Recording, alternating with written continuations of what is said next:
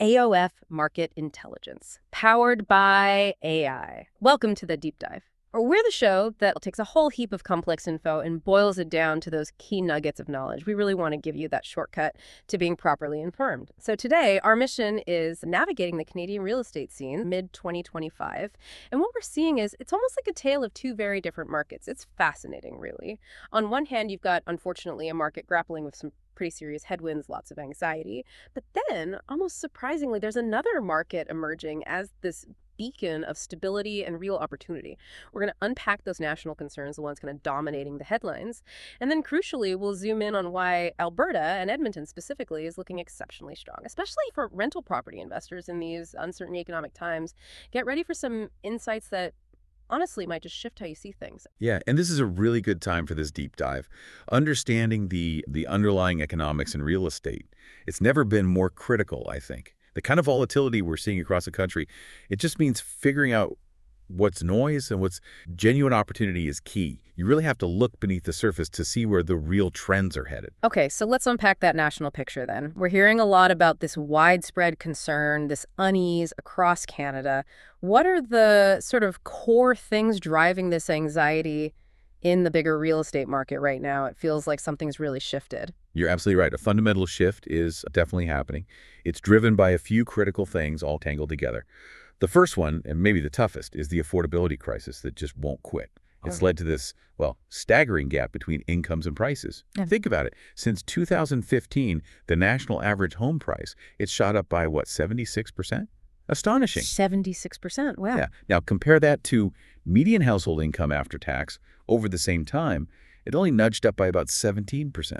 Only 17. Right. So this isn't just, oh, prices are high. It's a real erosion of buying power. It means millions of Canadians are just, well, priced out, even if they want to buy. And sometimes national sales figures might look okay, balanced, but often that just reflects people being excluded, not a healthy market. So it's like the stats hide the fact that fewer people can even participate. Exactly. It points to a market where that dream of owning a home, it's just slipping further away for a lot of people. That's pretty stark. It suggests that for many, just the basic goal of homeownership is becoming economically, well, impossible. What does that do to society more broadly when something so foundational is out of reach for so many? Oh, it creates major ripples, Yeah. socially and economically. Yeah. Beyond the immediate financial stress, it impacts things like when people start families, how they build wealth long term, even passing wealth between generations. People delay big life decisions. And of course, it ramps up pressure on the rental market like crazy. Yeah, I could see that. And layered right on top of that, we've got what people are calling the mortgage renewal squeeze. Plus, just the ongoing pressure of high borrowing costs. We're facing a pretty big wave here. About 23% of all Canadians with mortgages, they're renewing in 2025 alone. 23% in 1 year. Yeah, and nearly half, almost half will face renewal within the next 2 years. The anxiety is, you can feel it, and for good reason. A full 75% of those renewing this year are actually dreading the higher rates. 75% are dreading it. Yeah. Many homeowners locked in fixed rates below 2% during that pandemic low interest period. But now, the Bank of Canada's benchmark rate was 5% mid-last year. So payment increases of, say, 30% to 50%. They're not just common. They're the reality for a huge chunk of homeowners. A 30 to 50% jump Luckily. monthly. That's not just tightening the belt, is it? For most families, that's a genuine financial shock. How are people actually coping? What are the real-world impacts you're seeing from that kind of hit? The impact is playing out daily. It forces some really painful choices. We've seen data showing like 60% of those hit are planning to slash discretionary spending. Restaurants, entertainment, gone. 60%. 43% are cutting travel plans. Vacations are off the table. 36% are reducing savings contributions. That hurts future security. Yeah, definitely. And maybe most concerning, a pretty significant 34% are even cutting back on essentials. We're talking groceries. Groceries, wow. Yeah. Think about that. 1 in 3 households spending less on basic food just to keep their home. And alarmingly, 1 in 10 homeowners are now actually considering downsizing or even relocating entirely. Moving. Yeah, moving to cheaper regions, often leaving communities they've known for years. So like you said, it's not just a housing issue. It's an economic ripple effect hitting spending, confidence, the whole community fabric. That paints a picture of just profound stress. And speaking of confidence, if people are making those kinds of choices, it's hard to imagine market sentiment is exactly booming, right? What's the bigger supply and demand situation look like in all this? Yeah, you've hit a really critical point there. Also dealing with a chronic, long-term supply-demand imbalance, and it's been made worse by just unprecedented population growth. Canada desperately needs more homes. Yeah. The CMHC, the Canada Mortgage and Housing Corporation, they estimate we need a staggering 5.8 million new homes by 2030. 5.8 million by 2030. Yeah, just to get affordability back to sort of reasonable levels. But our construction output, it falls way short. We only finished about 241,000 new units in 2023. That's nowhere near what we need annually to hit that 2030 target. Not even close. Not even close. And this undersupply is getting hammered by Canada's population boom. We added 1.23 million new residents in 2023. Another, 951,000 or so in 2024, mostly through immigration. Huge numbers. It's huge. And get this perspective. In 2023, Canada added 5.1 new residents for every single housing unit we started building. 5.1 people for every start. Yes. That's the highest ratio since 1972, and it just dwarfs our long-term average, which is usually around 1.9 residents per new home. That ratio, 5.1 to 1, that's just astounding. It sounds like an enormous, totally unsustainable pressure point. What does that even mean for quality of life, for infrastructure, schools, transit, even just social harmony in cities? Sounds like we're building a massive bottleneck. It creates immense pressure, yeah, on everything: transportation, healthcare, schools, parks, you name it. Our infrastructure just isn't keeping up. It wasn't designed for this pace. And finally, even though national home sales saw a little bump like 3.6% month over month in May 2025 overall market confidence, it's still pretty fragile. There are these broader economic headwinds. Prices still dipped modestly in many areas. And you hear talk about new worries like tariff uncertainty or maybe a rough economic patch coming. It all dampens enthusiasm. Suggests that even if interest rates eased up a bit, which everyone hopes for, Yeah. it might not fully fix these really deep-seated market anxieties we've been talking about, which makes the idea of looking at more stable regions, ones maybe not facing these exact stresses, even more interesting. Okay, so if I'm boiling this down, the big anxieties across Canada are really this perfect storm, aren't they? Unsustainable prices way ahead of incomes, crushing debt for homeowners facing renewal, and just a fundamental failure to build enough houses. It sounds like a minefield out there for anyone trying to make a smart move, especially, say, someone thinking about investing in rental properties. What's this all mean for them? This is exactly where the story takes a sharp turn. What's really fascinating is the contrast. While that national picture is, pretty fraught with these deep anxieties and systemic issues, Alberta really stands out. It's a genuinely compelling success story, almost a counter-narrative in the Canadian market right now. Okay, here's where it gets really interesting then. Why Alberta? What makes it so different? Why is it this resilient beacon in the middle of the storm? Alberta's strength comes from a few key places, reflecting a really strategic evolution, actually. First off, its economy is really diversified, and successfully, too. Oil and gas are still important, sure, but the province has deliberately pushed into and seen real growth in areas like renewable energy, tech, advanced manufacturing. So not just oil anymore. Not just oil. It's created a much more resilient, more stable job market. It's attracting diverse skilled workers, families looking for opportunity. We're actually seeing job growth rates there outpacing Ontario's. Really? Outpacing Ontario. Yeah. And the province is projected to hit 3% annual GDP growth. These strong, diversified economic basics, they directly feed into solid, sustained housing demand. And crucially, they support long-term property appreciation.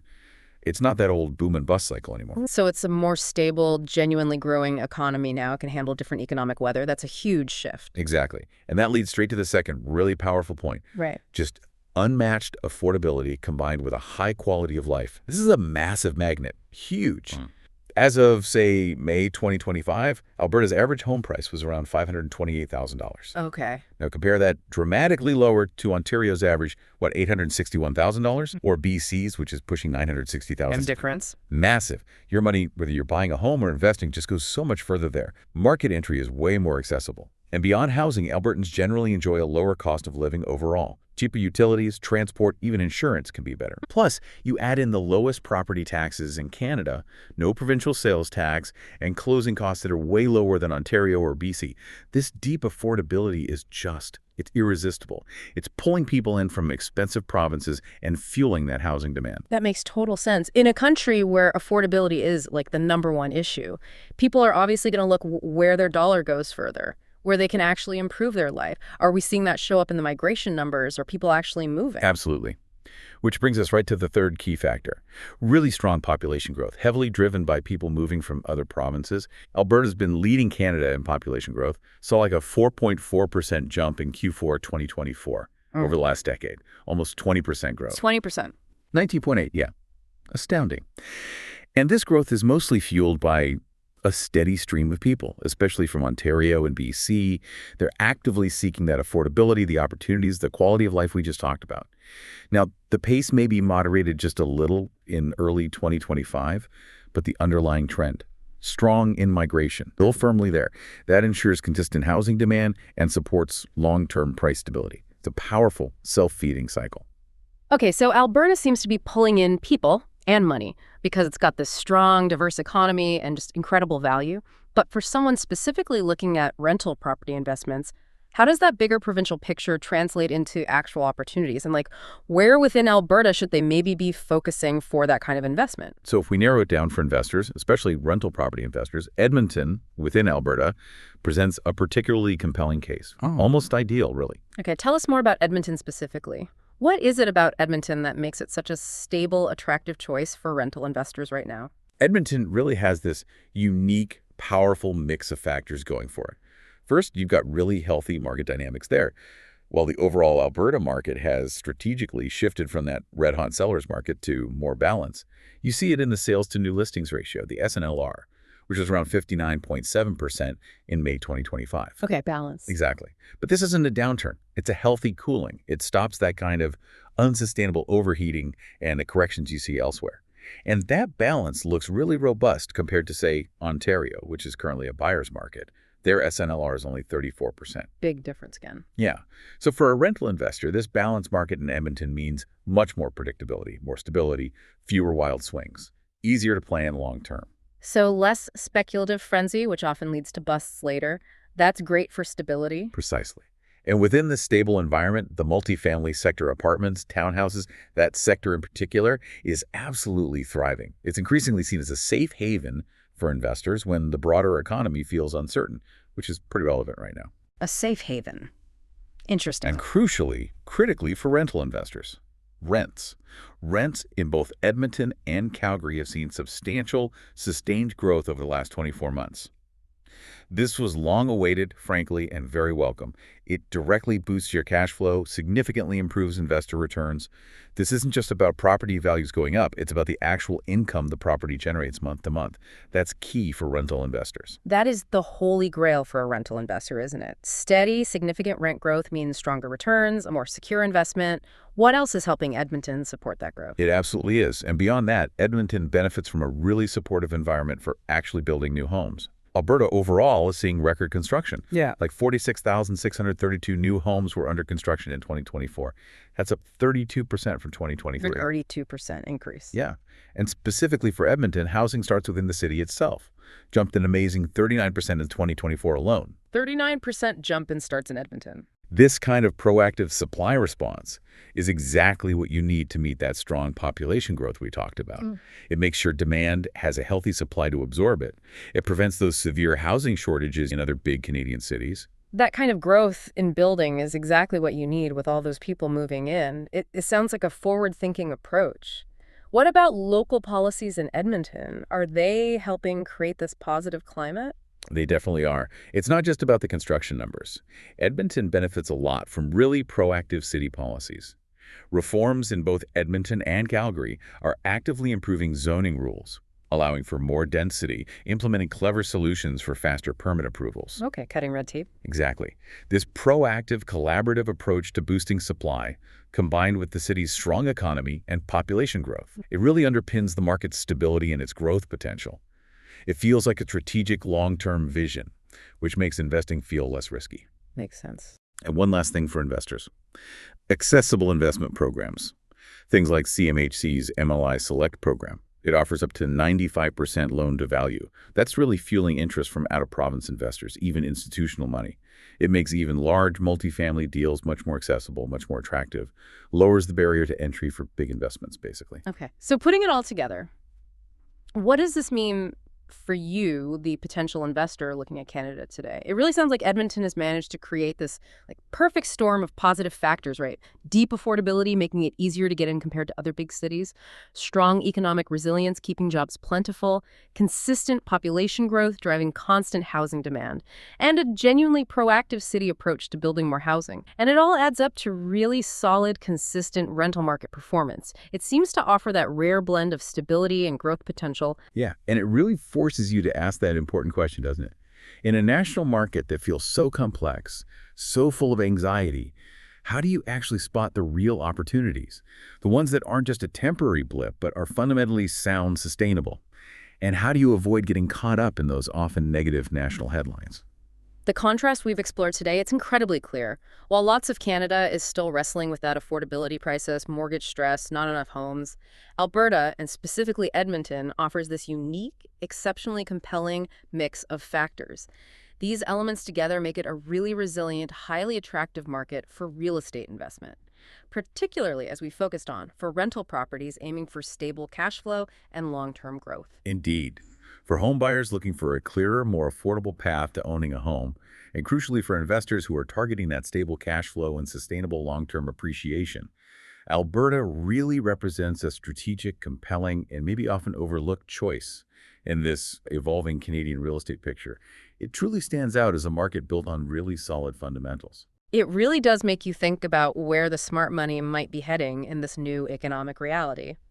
So, here's a final thought for you to chew on as you consider these trends.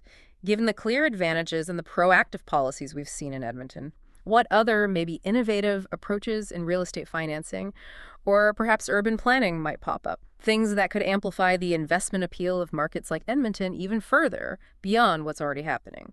Something to think about. Thank you so much for joining us on this deep dive. We really hope it's given you some invaluable insights into where the real opportunities might lie. Yeah, we look forward to our next deep dive with you.